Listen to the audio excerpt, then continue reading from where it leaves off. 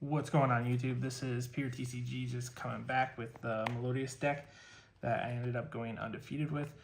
There's a lot of comments asking for like side out patterns, and then also what I did for doing test hands. I can kind of go through a little bit of the side out patterns. As far as test hands, they're kind of garbage to do in this deck.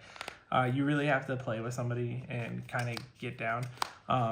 As far as combos, you should know your basic combos, which we can kind of go through at the end here on different plays.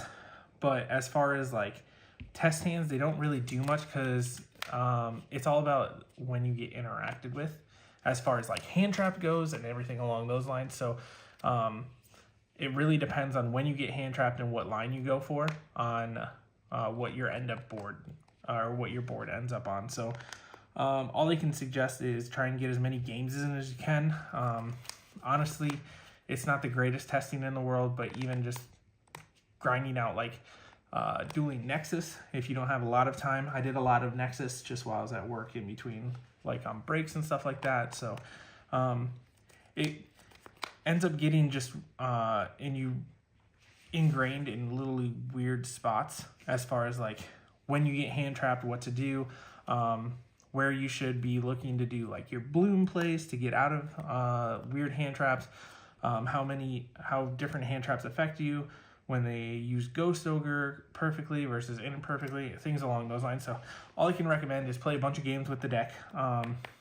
Test hands aren't going to do much as long as you know your combos. So as far as the side, this was my side when I went to Fargo here.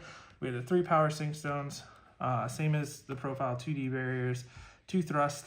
I ended up cutting one of the D barriers for the thrust because I think this card is insane in this deck, obviously. You have so many power spells to grab with it, as well as worst case scenario, if you get hand trapped, still being able to make the full board and grab a D barrier. Generally, if you have full board, you don't need the D barrier. So, I mean, if they just don't hand trap you, like this card can just be whatever. We had 3 Cosmics, 3 Evenlies, 1 Rivalry, and then the 1 Tam Tam for side. Tam Tam we can just take out. We don't really care about this card. Obviously, it only comes up in certain situations. As far as what I'm looking at when I'm siding out, trying to side these cards in, I'm just going to kind of shift these down for right now, and we'll come back to them. The cards we were looking at this is something that me and my buddies spent a lot of time looking at as far as side out patterns. Valor in certain matchups. I personally don't like this card into Tempai. I don't like this card into Voiceless Voice. Most good Voiceless Voice players are going to be able to play around this unless their hand is really weak and they have to normal summon the low.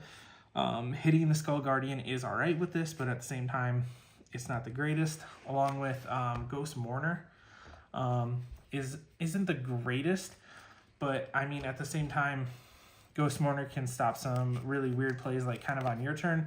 Like if their hand's weak and they try and hit you with like Ceravis and they don't have like low and barrier on the field. This card can come in a little bit more utility than Valor in my opinion. So we look at Mourner to take out as far as the hand trap goes, and then same vein as Valor, the last sideboard slot that I would look to take out for like hand traps is the actual imperms themselves. One hand trap that I never completely cut on my deck is Orange Light. I will talk about, I did side out one every once in a while, and that was when I started cutting low on my fairies. The only fairies that I would look to take out is either 1 Couplet, 1 Diva, or 1 of the Cannon. Just going through these real quick. Cannon, obviously, if you're not going to be going for the Babushka lines, if the Babushka is not great in the matchup, you can side one of these out. Diva is if you want to go for the Babushka line still, but you need another card to side out along with your Herald, and you want the option to see the 3rd Couplet because it's going to be like a grindy game or something like that. Or the 3rd Couplet is just in those pure matchups where you just need to see all gas, and Couplet by itself is not a 1-card starter. You need to have Couplet plus another Melodious name in order to kind of go off. So you can definitely trim one of these, especially when you are siding out what we'll talk about next. The 1 Talents as well. This is only for thrust. So when thrust comes in, this usually stays in. especially going second. If I'm going first, I'll generally, even if I'm siding in the thrust, I'll take this out. If I know they're gonna be putting like a Bistio on board, it's not really worth looking at their hand. It is kind of nice being able to like draw a card, but it's very inconsistent, so you might as well just look to basically have this as a copy of D-Barrier for the thrust.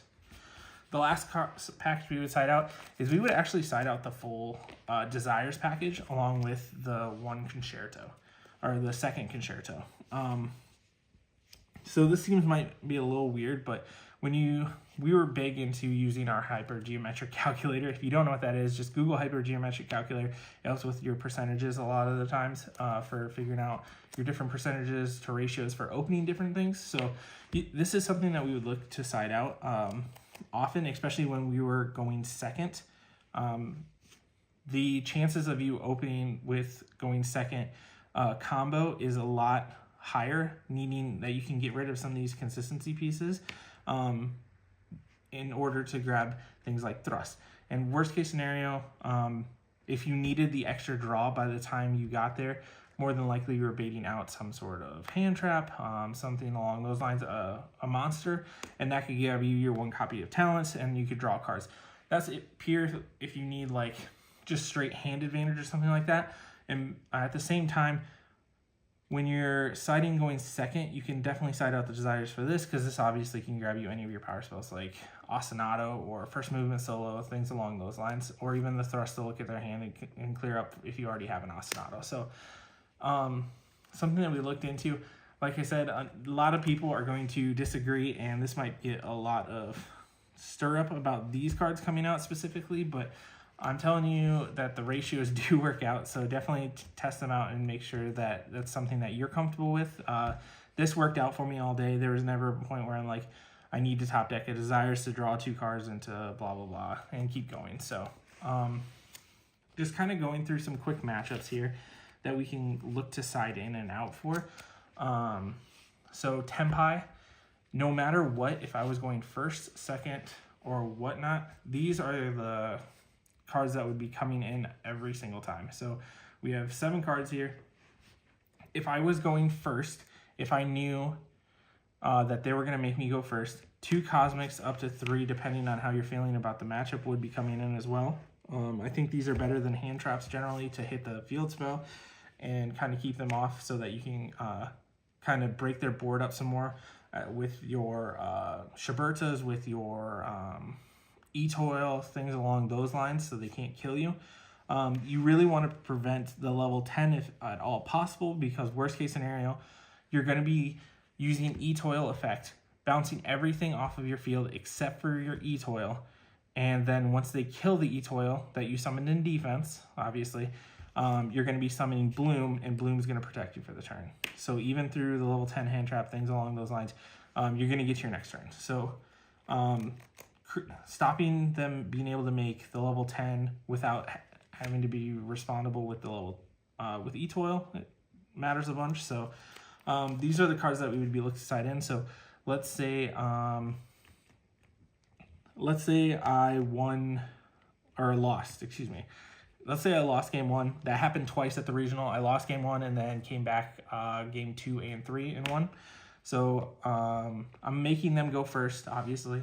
I don't really care about their back row. They're not really going to be siding anything that hurts me, as we're both single attribute and type decks. So I'm not going to be worrying about like Tikaboo or anything. If they debury me, they debury me. I'm going to try and hit them with a debarrier back, or set up the power stone, something along those lines. Or honestly, just setting up a Booska can hurt them quite a bit. So we're going second into them. First thing I'm looking at is I don't like Valor in this matchup, so I'm probably going to be taking this card out. I'm thinking, what's their end board going to be like? They're mainly going to try and set up Seal's Pass. So that's where I think Imperm's going to be good, because at least I can bait out the Seals by in my draw phase or something like that. I can at least Imperm it, or whatever they bring off of Seals. When I'm playing around it correctly, I can actually Imperm and make sure they can't get their value off in the battle phase without having any bounce, so I can try and kill them right away. raw card advantage against them, especially when they're a big hand trap deck, is pretty worth. So that might be something that you can consider if you're wanting to bring these in going second. You could obviously look at bringing these out. This is a pretty clean sideboard pattern here. So we got 3 for the stone, we got 3 for those, the 1 for that, and then you just need to look at cutting 2 more cards in order to fit that ratio in, which at that point then you could be looking at maybe Mourners. I think this card is the best card in the matchup, so probably not the Mourners themselves. My next thing I'm looking at is I am lowering my fairy count, so maybe Herald, but at the same time I really like Herald into this matchup. We already talked about Babushka being so good, so then that leads me to believe that I'm probably taking out some copies of Imperm and or cutting the one Diva. Like I said, we're playing 2 Diva, so that's something that you can look into. Once again, I'm only siding these in if I'm going second, or if I win and they're making me go first, because I think this card's insane. And then at that point, I'm siding out the Imperms because I think the Imperms are very lackluster when you're going first.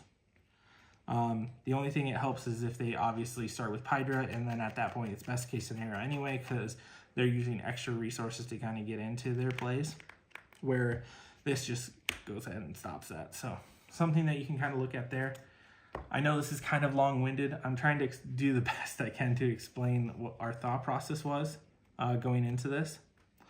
So this is something like a standard sideboard that I would do often. Especially these 4 were just kind of flexible to side in and out at will. We are going first as well. So this could come out and I would put maybe this back in. Worst case scenario, this would always be one of the last cards I would look to side out. Just because you do need to see a massive engine if you don't open one of your 9 1-card starters. So let's talk maybe about another popular deck being Snake Eyes. This card's crazy against Snake Eyes. Yeah, it just stops them in their tracks. Another one is Rivalry. So say we ended up losing and we're going first. Obviously, we're going to side these in. Another thing I like against them that you can think about is the Cosmics. Going first or going second, this card is insane versus them, obviously. Stops them from setting up. A lot of them are running the new Diabellstar Snake Eyes, which this hurts as well. So it's really nice against them in that capacity. And once again, you're looking at these same kind of cards that you want to side out. Valor, obviously, very strong in the Snake Eye matchup. We're not taking that out. Imperms, same vein. We're going first. Definitely can think about siding out the 1 copy of Triple Attack. Mourner also, what I think is very good. You kind of want to hand trap them out of there. So that kind of leads me to believe that we're going to be taking this portion out of our deck again. Something to think about as well when you're kind of going through the deck itself. You don't really want to trim down on any of these cards here itself. Obviously, these are all your starters. Ash is just the best card into every matchup right now. If you are scared of the Hida line, obviously you can take these out in replace of these, just so you're seeing a mass of cards instead. I generally don't like that theory just because I think Ash is so strong against like them just going original and setting up on you. So say we don't want to take these out. Another thing we can look at is siding any combination of these and maybe just trimming on our hand traps. Taking out our once per turn effects like a Mourner, maybe an Ash if you think that is appropriate in those situations. I generally, unless I was going second, didn't side in but all 3 Cosmics. I would side in just a slow ratio of like either 2 or depending on what I was siding in or out, I would also side maybe like 1. I was very fluid in the tournament. I didn't come in with set sideboard patterns. I kind of came in with ideas of cards I wanted to side in or out. So something that I would keep in mind there. Obviously going second into Snake Eyes, we're siding in these 5 cards and then some combination of Cosmics that you want. Cosmic in this format is so fluid as far as whether you want it going first, going second, what you want to do with this card. Generally, especially when you're siding in evenlies, they're not setting up hard negates. So I don't want to overside too much and put in the cosmics for this matchup, especially since you're not going to be able to hit the IP when they set up their initial board. So generally, this is what I would be siding in versus them. And then going second, obviously, you're going to want to try and keep in as many hand traps as possible. You're going second, so your ratios change as far as what you're going to see going to a 6-card hand. So this is kind of where the point where I'd be siding out one of those. I side out a couplet and then 3 desires. Generally, you want the extenders because they are going to be ending up on Appaloosa. One thing to note on this is they are ending primarily on a 2-mat Appo for from what it seems right now, with going into the Selene and it bringing something back like the Witch. So even just normal summoning the Diva, beating over the Witch, and then playing main phase 2 is huge. So I generally would side out the Cannon going second as well. So that leads you to believe if you want to keep one of these in, if you want to bring in some number of Cosmics as well, something along those lines you can definitely do. Anytime going second, obviously, I'd always leave the triple tack in. So this is kind of my fluid game plan for siding in or out. Like, you'll notice a lot of my strategy was to side this card in and out, depending on whether I was going first or second. Going first, I wanted to see the raw number of cards. Going second, I'm seeing 6 cards, and I feel like Melodious is so good at breaking boards and playing through hand traps and boards that you don't need necessarily the raw card advantage that this card does provide. So that's something to kind of keep in mind. I know the more you look at this deck, the harder it is to side, because either you are cutting some number of hand traps or you are cutting engine, which you don't want to do generally. So you kind of have to pick and choose your battles on what you want to side in and side out. Voiceless Voice, going second, I always side in the evenlies and keep in as many Herald Warns, Lights, and Fairies as possible. I played against one Voiceless Voice and I ended up 2-0ing him, but game 2, he set up the full board and I was able to evenly Herald, and that was just the end of the game right there. So just general things to think about going first and going second. This deck is pretty, or at least my sideboard is pretty self-explanatory on what you want going first or second. The only thing that was coming in and out, obviously, that I would vary on depending on what I saw out of my opponent's deck was the Cosmics. So something to kind of keep in mind of there. I'm sorry that I don't have a straightforward sideboard answer or a spreadsheet for you guys to use to be like, this is what you side in and side out in those matchups. There's a lot of pick and feel with this deck, and the more you play with it, the better you're going to get with it. And it definitely is very fluid as far as what you can and can't do with the deck itself for when you're siding. Let's just go through real quick. I'm not going to do any test hands because either I open combo or I don't open combo, and it's either full combo or half combo. Generally, it's always going to be full combo as long as you see a way to start playing. So there's just a couple combos you need to know, and the best ones obviously are off the Ostinato.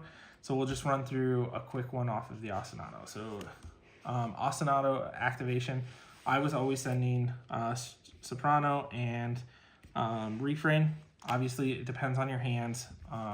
If you already opened a Refrain or Sonato, even then, if I would open a Refrain, sometimes I would do this just to try and bait things out, bait out hand traps. And this summoning back is not a bad thing. Obviously, you can pendulum summon it out. You can use it as extra scales and things along those lines. So Ostinato is going to summon our Baka. Always summon Baka in your extra monster zone. We'll put this backwards a little bit so it's easier to see. So the Baka effect is going to run through and grab you your copy of Shapina. From here, you'll use Shapina effects, add back the Refrain, normal summon Refrain here, Refrain effect. We'll go ahead and get you your couplet. Couplet effects on add we'll special summon out your soprano. So right here to note, you're on 1, 2, 3, 4 summons. You're playing under nib with this, so you're going to activate your couplet, grabbing your concerto from your deck. From here, you're going to activate concerto, and you're going to be fusing. You want to do this first, obviously, because we want the draw off of it. One thing else to notate is when you're going through this, you really have to be mindful of your non-anima zones, is the way I think about it, because you want to keep open your 2 spaces for if you go into your link. So if you get hand trapped at any point, you want to make sure that your link's always live. Reminder that your link needs to summon 2, so you can't have 1 zone free and use the effect to summon. You have to have both zones free. So from here, we'll activate concerto. We will fuse using 1, 2, 3 monsters. This will go to our extra deck. This will go to our graveyard. Summoning our copy of eToil. Now, I shove everything to one side of the field comparatively, and then I keep this side free to end up using for my link. So from here, you'll have a couple chain links, chain link 1, chain link 2. Refrain effect. From here, it really depends on if you've gotten stopped at any point. Once this refrain hits here, you have to decide on where you're ending with your combo. Are you going into your link 2? If you're going into your link 2, you need to make sure you leave pieces in your deck, like things that you want to grab, such as Aria. Aria is the best thing to special summon off of it because it can just sit there and be done, or you can go ahead and dump like a Diva. If you're not going to be, or if you're going to go for the link play, you're going to want to send like a Diva or an extender of some sort. If you're wanting to go for the Babushka line, obviously you want this to be the cannon. But let's say we're going to go into the Bloom line. So we're going to dump the Diva. From here, you're going to activate your soprano effect. You're going to fuse these 2 off. And you're going to go into your Shiberta. So now you have your bread and butter set up right here. This is going to be what you're always attempting to end on, plus an Aria. So new chain links. Chain link 1 will be whatever you want to chain block. Obviously, if you're thinking they have Ash or something, you can chain block so you get the draw, or you can... I always just went with Bakatu because this is more important, in my opinion. To summon back the Songstress, it will be chain link 1 and then chain link 2 to put this on the bottom and draw a random card. We will use this Ash Blossom as our random card in hand.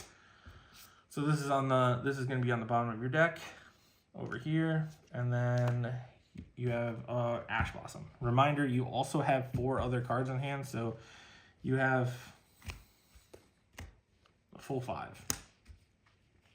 Once again, and this is what your board is. Next, you're going to activate your Soprano effect, adding back your Shapina to your hand.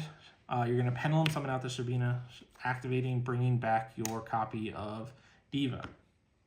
Now you have Melodious monsters on your field, so you can special summon your little Diva.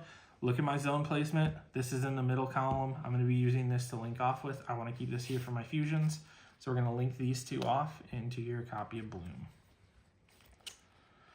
Next Bloom effect, you can discard one of your extra cards that you drew, going down to a 4. So once again, this is a 1.5 card combo, but you're getting your drawback. So it's realistically just a 1 card combo. Using your effective Bloom, special summon Aria, and then we'll special summon our last copy of Sonita. This could also be a couplet because then you can use your Pendulum Summon next turn to add that back. One thing to note is you always want to keep a couplet in your deck, as well as sometimes you want to be able to dump a couplet to your graveyard. Couplet is so strong, and as far as your resource gains with your eToil, bringing out a Baka summoning Refrain, adding the couplet then can resummon an Aria if it ever left the board for some reason. Say they like droplet and then kill it, something along those lines. Being able to bring it back is so crucial. So let's say we already have in rotation a Diva, so we don't need another Diva in rotation, so we'll summon a couplet so that way we have a little more follow-up. I know I have another couplet in deck because this is our hand. So we can keep this going here. Next, we'll use our Shiberta to fusion summon. Like I said here, if you did grab the Sunita, you probably keep this on field instead of the Bloom. So that way this can go ahead and provide your attack boost. I didn't really care about the attack boost too much because realistically your things aren't going to get beat over without your E-Toil going off at some point, and you're going to want to banish it. So this will go to the top of the extra deck. This will go to the graveyard, and we will go ahead and get another copy of Shiberta. So this is the best end board, in my opinion, for you to end on. You have a handful of hand traps.